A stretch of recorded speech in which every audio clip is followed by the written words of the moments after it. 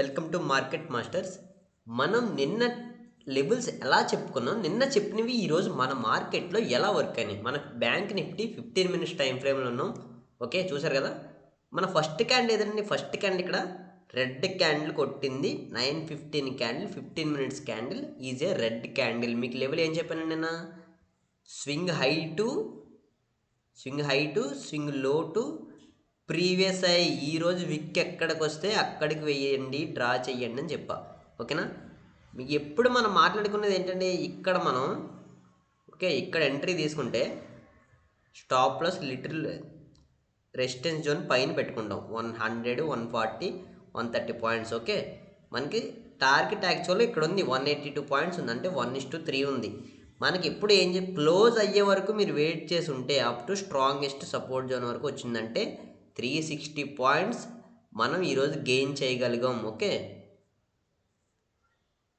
అర్థమైందా మీ అందరికీ? ఈ చెప్పేదంతా అబద్ధం అనుకుంటే నేను పైన ఇక్కడ మీకు నిన్నటి వీడియో మెన్షన్ చేస్తాను. నిన్నటి వీడియో ఒక్కసారి చూడండి. నిన్నటి వీడియోలో నేను ఏం చెప్పాను అనేది ఒక్కసారి మీరు చూడగలిగితే ఈరోజు నేను చెప్పింది కరెక్టా రైటా అనేది మీకు తెలుస్తుంది. నిన్న చెప్పిన వీడియో ఒక్కసారి విజిట్ చేయండి.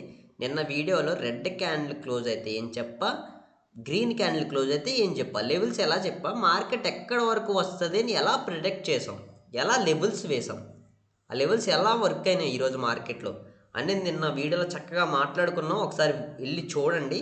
నేను వీడియో పెడుదును, బట్ ఎందుకులే అది పెట్టట్లేదు, నేనే చెప్తున్నా. ఓకేనా.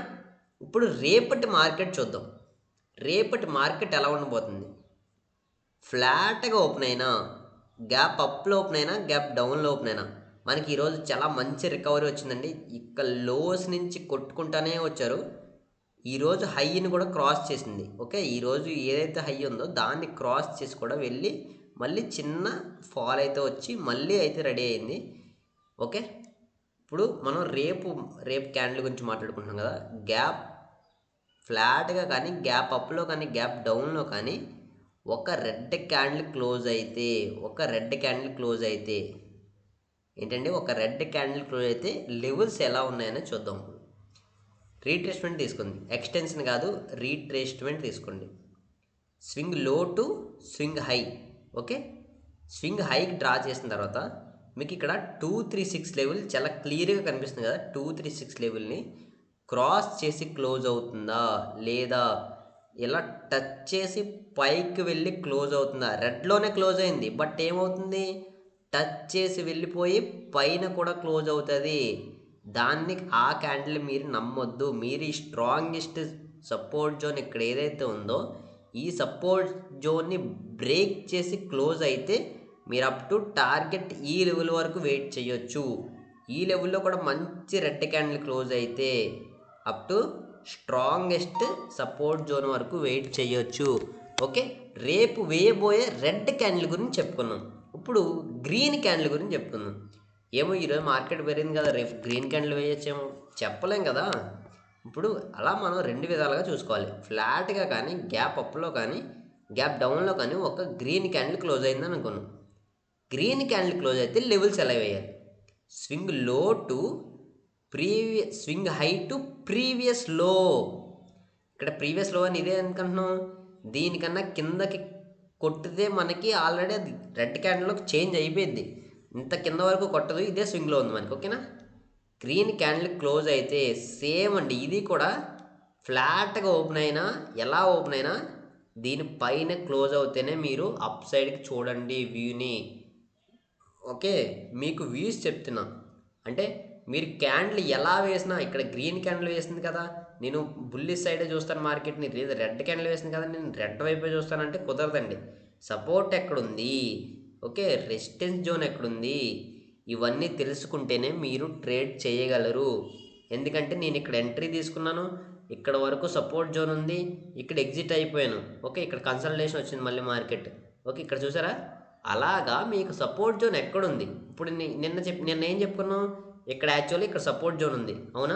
నిన్న చెప్పిన వీడియోలో ఇక్కడ సపోర్ట్ జోన్ ఉంది.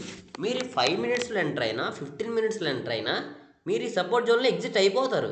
మ్యాక్సిమం మీరు టూ లాట్స్ తీసుకుంటే ఇక్కడ ఒక లాట్ ఎగ్జిట్ అయిపోతారు. మీకు ఇంకా నమ్మకం ఉంది, మీ టెక్నికల్స్ ఏం చెప్తున్నాయి, ఇంకా స్ట్రాంగ్గా బీరిస్గా ఉంది.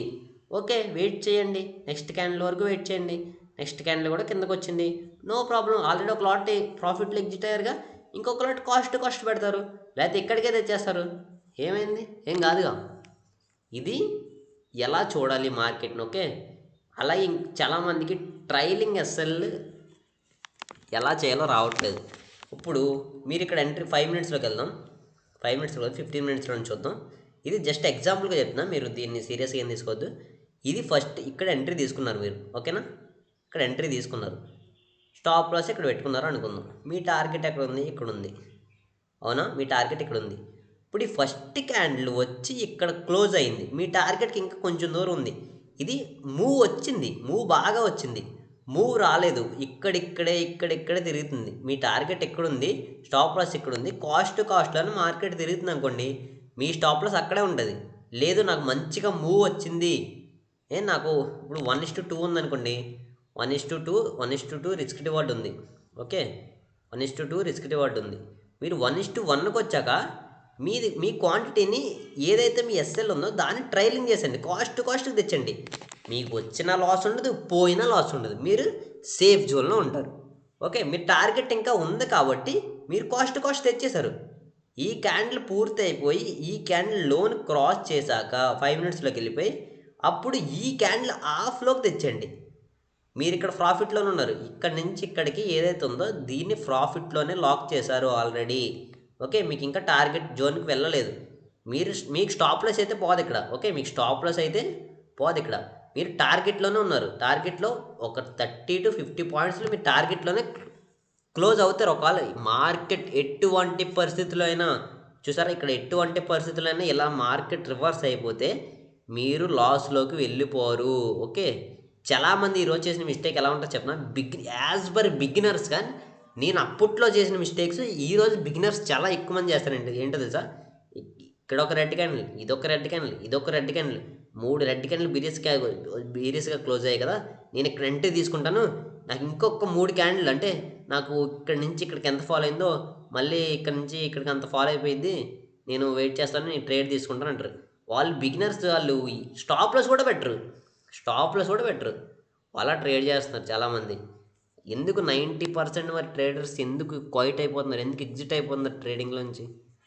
ప్లీజ్ డూ జస్ట్ ప్రాక్టీస్ చేయండి. మీకు పేపర్ ట్రేడ్ చేయడానికి చాలా యాప్స్ ఉన్నాయి, బ్రోకరేజ్. మీరు రియల్ మనీతో పెట్టొద్దు. మీరు నేర్చుకున్నారా, ఒక సెటప్ నేర్చుకున్నారా, పేపర్ ట్రేడ్ చేయండి, లాస్ అయ్యేది ఏమీ లేదు. ఓకేనా, thank you guys, love you.